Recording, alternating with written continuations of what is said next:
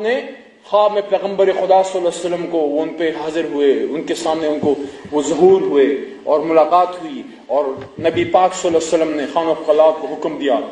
کہ آپ محمد علی کا ساتھ لیں۔ کہتے ہیں ہم تو ان کے حکم پہ شامل ہوئے، اور قائد اعظم خود فرماتے ہیں آن ریکارڈ بات ہے، بہت سی جگہوں پہ اوتھینٹک یہ بات ہے۔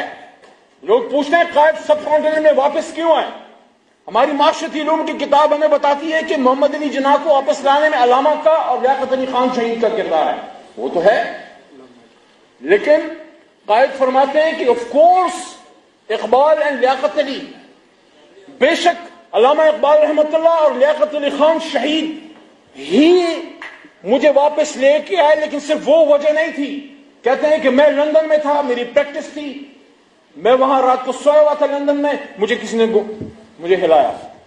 میں جاگا، کوئی نہیں تھا کمرے میں، کنڈی کھول کے باہر گیا، nobody was there in the corridor۔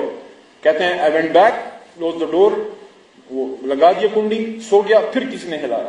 پھر دیکھا، پھر کوئی، تیسری بار جب ہلایا تو میں نے آواز سنی and somebody said کہ I am Muhammad, your prophet, go to the Indian subcontinent، جا کے ریسرچ کرو ان باتوں پہ، یہ عام ملک ہے، یہ عام ملک ہے، اس کو نقصان کرنے والا سوچ سکتا ہے کہ آپ اللہ کے گھر کو، اللہ کی ایک بہت بڑی مسجد کو نقصان پہنچا رہے ہیں، اور پھر سوچیں کہ اگر اتنا امپورٹنٹ ملک ہے